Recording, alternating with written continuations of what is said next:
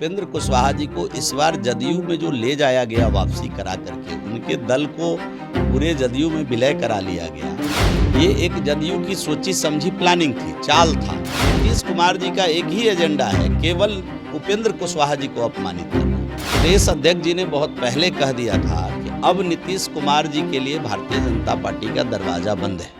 नमस्कार, आप देख रहे हैं लाइव सीरीज। मैं हूं आपके स्टार एवं जेडीयू संसदीय बोर्ड के अध्यक्ष उपेंद्र कुशवाहा ने कल पटना पहुंचते ही एक बड़ा बयान दिया। उन्होंने साफ तौर पे कह दिया कि जेडीयू के कई बड़े नेता जो हैं वो बीजेपी के संपर्क में हैं। ऐसे में हमारे साथ बीजेपी के वरिष्ठ नेता और बिहार सरकार के पूर्व मंत्री जीवेश मिश्रा हैं, हम उनसे बात करेंगे। जिस तरह से कल उपेंद्र कुशवाहा ने बयान दिया कि जेडीयू के कई बड़े नेता जो हैं वो बीजेपी के संपर्क में हैं। अब ये तो उपेंद्र जी बताएंगे, हम लोग तो पार्टी के छोटे से कार्यकर्ता हैं, कौन किसके संपर्क में है मुझे मालूम नहीं। लेकिन हमारे प्रदेश अध्यक्ष जी ने बहुत पहले कह दिया था कि अब नीतीश कुमार जी के लिए भारतीय जनता पार्टी का दरवाज़ा बंद है। तो कौन किसके संपर्क में मुझे मालूम नहीं है, लेकिन उपेंद्र जी को इतना तो समझ ही लेना चाहिए कि इस बार उनकी जो राष्ट्रीय ये जो जनता दल यूनाइटेड में उनको दोबारा बुलाकर या तिवारा बुलाकर ले जाया गया, तो ये इसीलिए ले जाया गया कि इस बार नीतीश कुमार जी का एक ही एजेंडा है, केवल उपेंद्र कुशवाहा जी को अपमानित करना। अब वो कितने दिनों तक अपमान का घुट पी करके रहेंगे, किस प्रकार रहेंगे, ये वो बता सकते हैं बेहतर, हम लोग इस पर क्या बोल सकते हैं। लेकिन इतना तो तय है कि उपेंद्र जी वहाँ असहज महसूस कर रहे हैं। उपेंद्र जी का वक्त वहाँ हम समझते हैं कि जो नीतीश जी की नज़रों में जिस प्रकार उनको इस बार लिया गया अपमानित करने के लिए, वो सब खेल वहाँ चल रहा है और उपेंद्र जी ही बता पाएंगे कौन किसके संपर्क में है, नहीं है। हम फिलहाल यही समझते हैं कि उपेंद्र जी बहुत सहज नहीं है जनता दल यूनाइटेड में। आपने कहा कि नीतीश कुमार के लिए बीजेपी का दरवाज़ा बंद हो चुका है, तो क्या अगर जेडीयू के विधायक और सांसद आपके साथ आना चाहते हैं तो आप उन्हें स्वागत नहीं करेंगे उनका? देखिए, ये तो जो विषय है ये हमारे स्तर का विषय नहीं है, हम पार्टी के छोटे से कार्यकर्ता हैं। हमने अपना अनुभव बताया कि उपेंद्र कुशवाहा जी को इस बार जदयू में जो ले जाया गया वापसी करा करके, उनके दल को पूरे जदयू में विलय करा लिया गया, ये एक जदयू की सोची समझी प्लानिंग थी, चाल था। और उनको यहाँ बिठाकर अपमानित किया गया, लाया गया। इतने सीनियर आदमी थे, केंद्र में मंत्री थे, बिहार सरकार में उनको मंत्री नहीं बनाया गया और समय समय पर उनको अपमानित करने का प्रयास जदयू के बड़े नेताओं के द्वारा भी किया गया। तो हम ये अपने अनुभव के आधार पर इतनी बातें बता रहे हैं।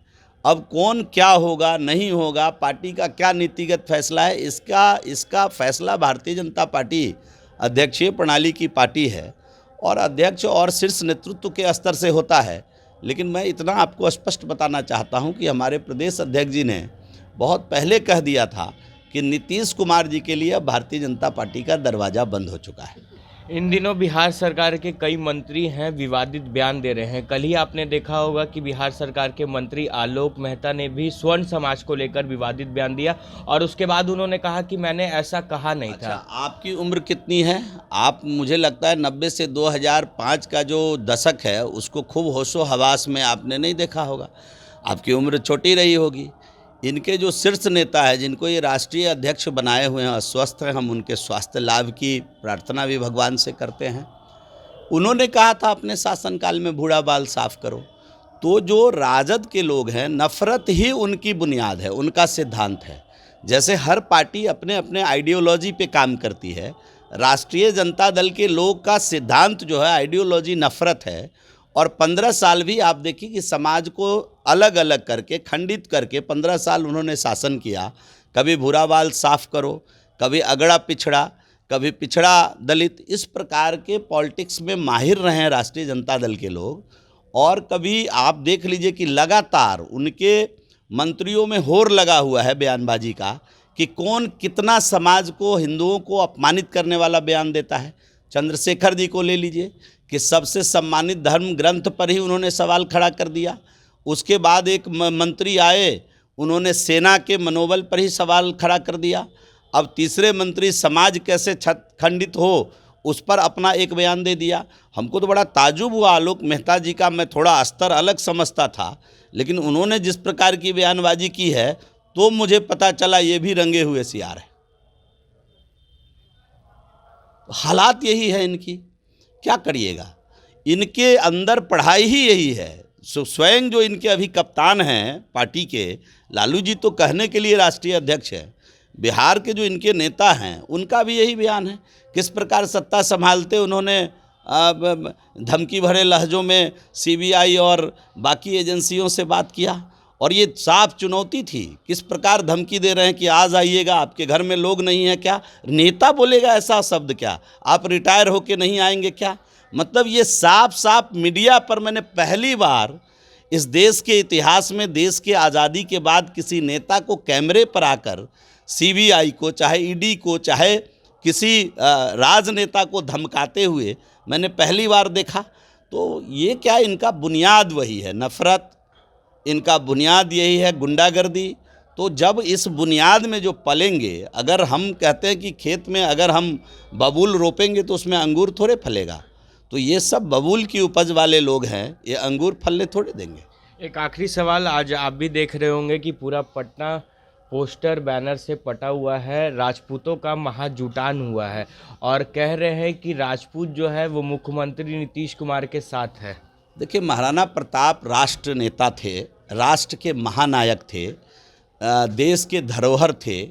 उन्होंने देश के लिए अपना सब कुछ न्यौछावर कर दिया, और एक ऐसे पार्टी के लोग उनकी जन्मदिन को मना करके उनके कद को कहीं न कहीं छोटा कर रहा है। जो सत्ता के लिए चुनाव किसी के साथ लड़ता हो, सरकार किसी के साथ चलाता हो, और 17 वर्ष में 8 बार जिसके मुखिया शपथ ग्रहण ले लिए हो, मैंडेट को धत्ता बताते हुए, कम से कम ऐसे लोगों को पुजबर महाराणा प्रताप जी की जयंती को मनाने का कोई हक नहीं है। और जहाँ तक महाराणा प्रताप का सवाल है, तो महाराणा प्रताप एक जाति विशेष के शौर्य नहीं रहे हैं। महाराणा प्रताप पूरे हिंदुस्तान के लिए आइकॉन रहे हैं, आदर्श रहे हैं। मैं भी महाराणा प्रताप की पूजा करता हूँ, उनके जीवनी को अच्छे से पढ़ा हुआ हूँ। कभी आप आइएगा तो जो लोग जयंती मना रहे हैं उनको बिठाने का प्रयास करिएगा हमारे साथ, हम बताएंगे कि महाराणा प्रताप के बारे में वो क्या जानते हैं और जयंती किस प्रकार मना रहे हैं। तो महाराणा प्रताप क्या थे? अद्भुत थे। महाराणा प्रताप को पढ़ करके रोंगटे खड़ा हो जाता है। महाराणा प्रताप ने जिस आदर्श को इस देश में स्थापित करने का काम किया, जिस राष्ट्रभक्ति को इस देश में स्थापित करने का काम किया, उस महाराणा प्रताप की जयंती मनाने का हक कम से कम उनको नहीं है, जिस पार्टी के गठबंधन से चल रहे हैं उस पार्टी के नेता सैनिकों को गाली दे, रामचरितमानस पर क्वेश्चन उठाए, समाज को अगड़े पिछड़े में तब्दील करे। महाराणा प्रताप कोल और भील को लेकर के इतनी बड़ी मुगल सेना को परास्त करने का काम किए थे। तो महाराणा जी थे। महाराणा जी पर किसी प्रकार का कोई हम समझते हैं कि इस प्रकार का राजनीतिक रोटी सेकने का प्रयास महाराणा जी के नाम पर नहीं होना चाहिए। चलिए, हमारे साथ बिहार सरकार के पूर्व मंत्री जीवेश मिश्रा थे, जिन्होंने साफ साफ शब्दों में कह दिया है कि जेडीयू ने एक साजिश रची थी उपेंद्र कुशवाहा के खिलाफ और जेडीयू में उन्हें शामिल कराया, और लगातार जेडीयू के जो बड़े नेता हैं उन्हें अपमानित करने का काम कर रहे हैं। बहरहाल बने रहे हमारे साथ। अगर आपने हमारे चैनल को सब्सक्राइब नहीं किया है तो जल्द से जल्द सब्सक्राइब कर ले। धन्यवाद।